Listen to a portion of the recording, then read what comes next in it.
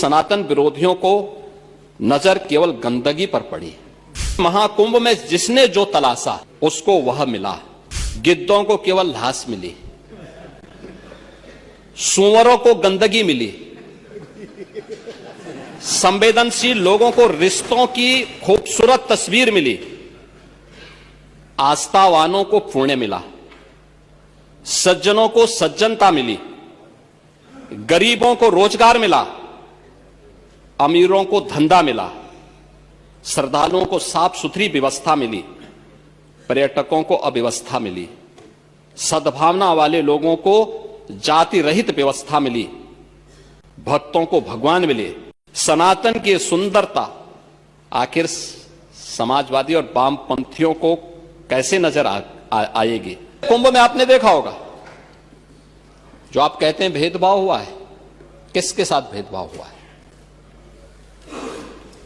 वहां न जाति का भेद है, न क्षेत्र का भेद है, न मत और मजहब का भेद है, किसी भी प्रकार का भेदभाव नहीं किसी के प्रति, न अमीर गरीब का भेद है। सारे लोग एक घाट पर स्नान कर रहे हैं। इससे बड़ी एकात्मता का संदेश और क्या हो सकता है? इससे बड़ी एकता का संदेश और क्या हो सकता है? और यही सच्चा सनातन धर्म भी है।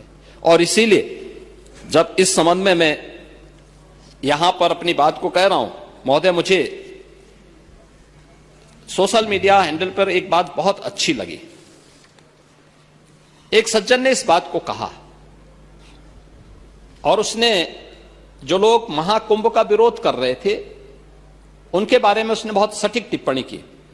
उन्होंने कहा कि पिछले 1.5 महीने में आप वामपंथियों, समाजवादियों की बाल खगाल लीजिए, महाकुंभ को लेकर के विश्व भ्रमण के अलावा कुछ नहीं दिखेगा। गंदगी, अव्यवस्था, पर्यटकों की परेशानी के अलावा इनकी बजबजाती वाल पर दूसरी कुछ भी नहीं मिलेगा। लेकिन इन सब से इतर धरातल पर इनकी बजबजाती विचारधारा का कोई असर नहीं है। हज के दौरान अव्यवस्था से होने वाली सैकड़ों मौतों पर चुप्पी साध जाने वाले भारत के वामपंथी सेकुलर स्कॉलर महाकुंभ की भव्यता पर उल्टी करते नजर आए हैं। हर बार इनकी कोशिश महाकुंभ को बदनाम करने और फेल करने की रही, लेकिन ऐसे तमाम लोगों की मंशा को दरकिनार करते हुए करोड़ों लोगों ने आस्था की डुबकी लगा करके इनके जले पर नमक छिड़कने का ही काम किया। उन्होंने आगे लिखा है कि महाकुंभ के दौरान दुखद हादसा हुआ, इसके बाद भी आस्था और विश्वास तमाम परेशानियों पर भारी पड़ी।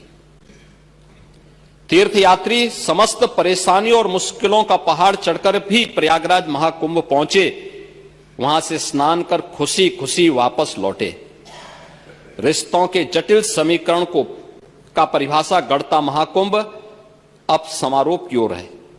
लेकिन यहां से निकला संदेश हर सनातन के मन में अमिट छाप छोड़ गया है, जो वर्षों तक लोगों की बदकही और कहानियों में जीवंत रहेगा। हर तरफ अपनी मां और बुजुर्गों को महाकुंभ में अनाथ छोड़ देने वाले बेटे रहे हों, तो दूसरी तरफ अपनी सास को पीठ पर उठाकर कुंभ स्नान कराने वाली बहू भी रही है। लेकिन सनातन विरोधियों को नजर केवल गंदगी पर पड़ी। मैं अध्यक्ष महोदय वह चित्र लेके आया हूं। ये देखिए, एक बहू है, अपने सास को पीठ पर लाद करके जा रही है महाकुंभ स्नान करने के लिए।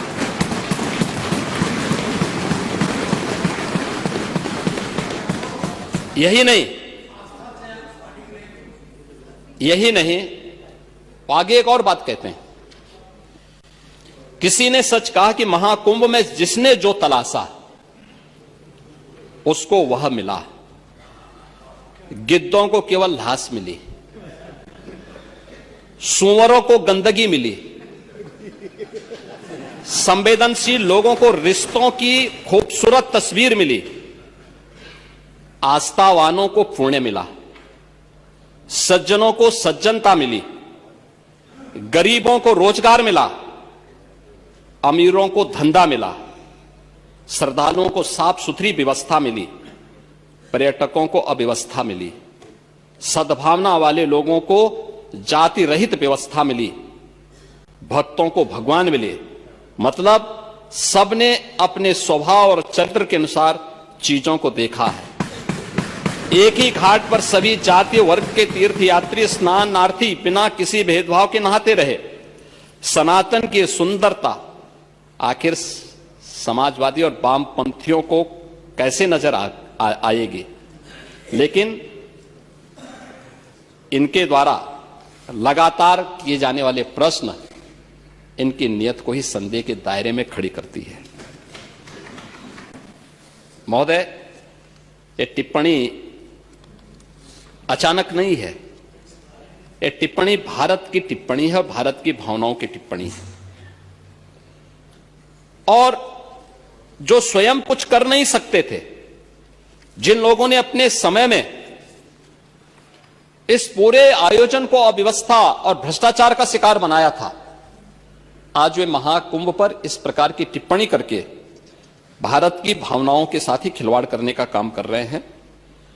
और मैं तो केवल इस बारे में एक बात कहना चाहूंगा कि महाकुंभ ने पूरी दुनिया को भारत की सनातन एकता का संदेश देकर के एक भारत श्रेष्ठ भारत के प्रधानमंत्री मोदी जी के विजन को ही चरितार्थ करके दिखा दिया है कि विश्वास है तो पूरा भारत अपना सहयोग देने के लिए उतनी ही तत्परता के साथ खड़ा है जो महाकुंभ में दर्शन होता हुआ दिखाई दे रहा है।